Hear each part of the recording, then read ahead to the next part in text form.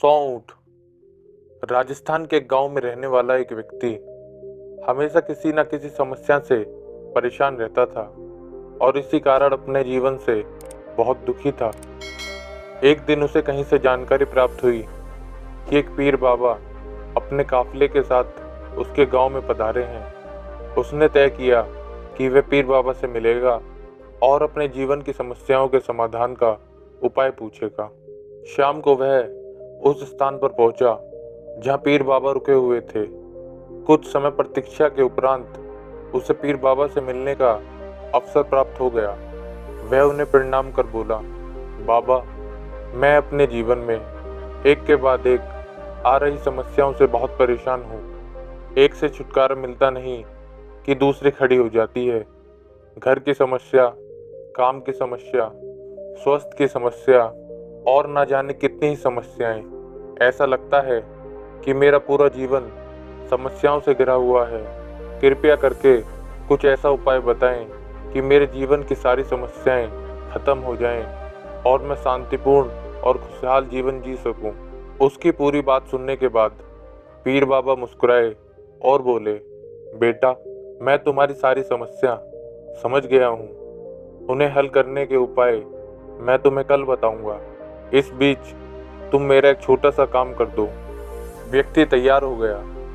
पीर बाबा बोले, बेटा, मेरे काफिले में 100 ऊँट हैं। मैं चाहता हूँ कि आज रात तुम उनकी रखवाली करो। जब सभी 100 ऊँट बैठ जाएं, तब तुम सो जाना। यह कहकर पीर बाबा अपने तंबू में सोने चले गए। व्यक्ति ऊँट की देखभाल करने चला गया। अगली सुबह पीर बाबा ने उसे बुलाकर पूछा, बेटा, तुम्हें रात नींद तो अच्छी आई ना? व्यक्ति ने उत्तर दिया, कहाँ बाबा, पूरी रात में एक पल के लिए भी सो नहीं सका। मैंने बहुत प्रयास किया कि सभी ऊँट एक साथ बैठ जाएं ताकि मैं चैन से सो सकूं, किंतु मेरा प्रयास सफल ना हो सका। कुछ ऊँट तो स्वयं बैठ गए, कुछ मेरे बहुत प्रयास करने के बाद भी नहीं बैठे। कुछ बैठ भी गए तो दूसरे ऊँट खड़े हुए। इस तरह पूरी रात बीत गई। पीर बाबा मुस्कुराए और बोले, यदि मैं गलत नहीं हूँ तो तुम्हारे साथ कल रात यह हुआ। कई ऊँट खुद ब खुद बैठ गए। कईयों को तुमने अपने प्रयासों से बैठाया। कई तुम्हारे प्रयास करने के बाद भी नहीं बैठे। बाद में तुमने देखा कि उनमें से कुछ अपने आप बैठ गए। बिल्कुल ऐसा ही हुआ, व्यक्ति ने उत्तर दिया। तब पीर बाबा ने उसे समझाते हुए कहा, क्या तुम समझ पाए कि जीवन की समस्याएं इसी तरह हैं? कुछ समस्याएं अपने आप ही हल हो जाती हैं, कुछ प्रयास करने के बाद हल होती हैं, कुछ प्रयास करने के बाद भी हल नहीं होती। उन समस्याओं को समय पर छोड़ दो।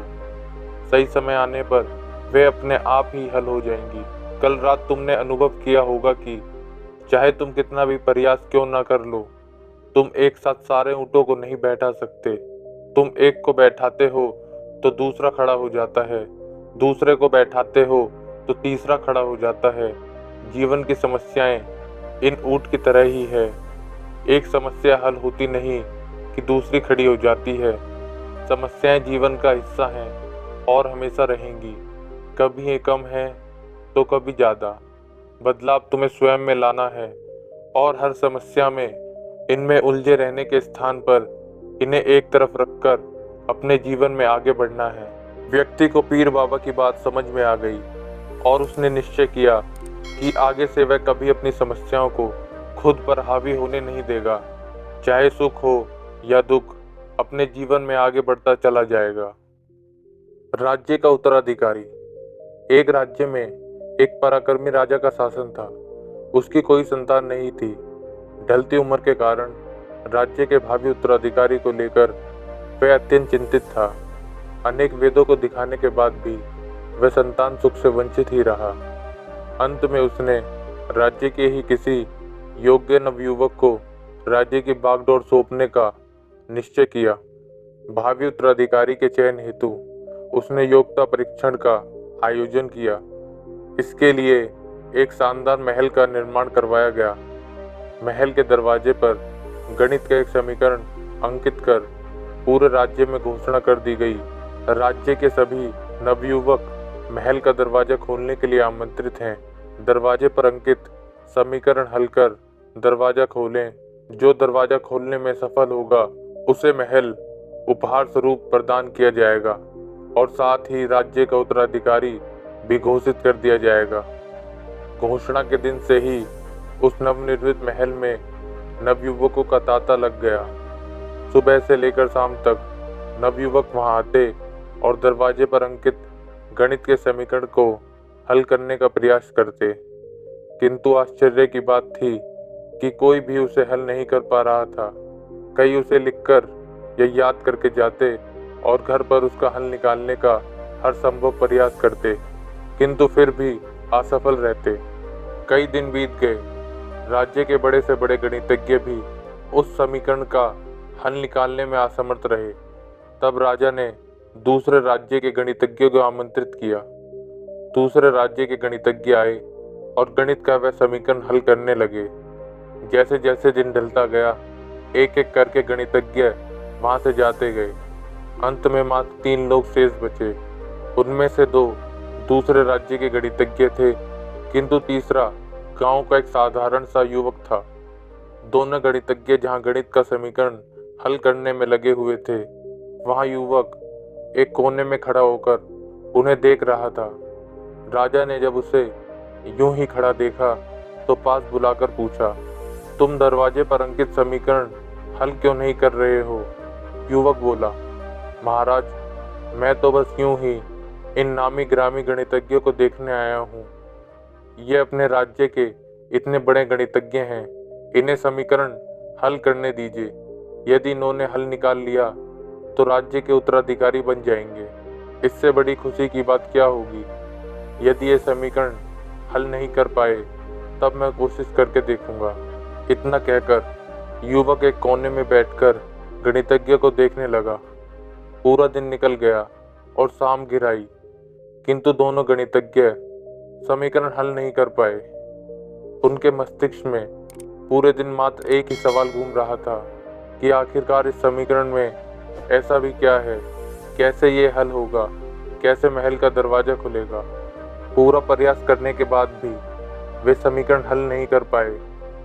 जब उन्होंने हार मान ली तो कोने में बैठा युवक उठकर दरवाजे के पास गया और जाकर उसने धीरे से धक्का दे दिया। जैसे ही उसने दरवाजे को धक्का दिया, दरवाजा खुल गया। दरवाजा खुलते ही लोग उससे पूछने लगे कि तुमने ऐसा क्या किया कि महल का दरवाजा खुल गया? युवक बोला, जब मैं बैठकर सबको गणित का समीकरण हल करते देख रहा था तो मेरे दिमाग में विचार आया कि हो सकता है कि दरवाजा खुलने का कोई समीकरण ही ना हो। इसलिए मैं गया और सबसे पहले दरवाजे को धक्का दे दिया। दरवाजा खुल गया। दरवाजा खुलने का कोई समीकरण था ही नहीं। उसका उत्तर वहां उपस्थित राजा ने भी सुना और बहुत प्रसन्न हुआ। उसने युवक को वह महल भी दिया और राज्य का भावी उत्तराधिकारी भी घोषित किया। तो दोस्तों, इस कहानी से हमें सीख मिलती है कि जिंदगी में हम कई बार ऐसी परिस्थितियों में फंस जाते हैं जब हमें लगता है कि हमारे सामने पहाड़ जैसी समस्या है, जबकि वास्तव में कोई समस्या होती ही नहीं, या होती भी है तो बहुत ही छोटी सी, लेकिन हम उसे बहुत बड़ा बनाकर उसमें उलझते रहते हैं। बाद में उस समस्या का समाधान अपने आप ही निकल जाता है, या फिर थोड़े से प्रयास के बाद। तब हमें एहसास होता है कि इतनी सी समस्या के लिए हमने कितना समय बर्बाद कर दिया।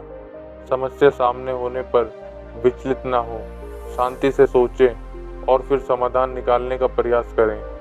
धन्यवाद।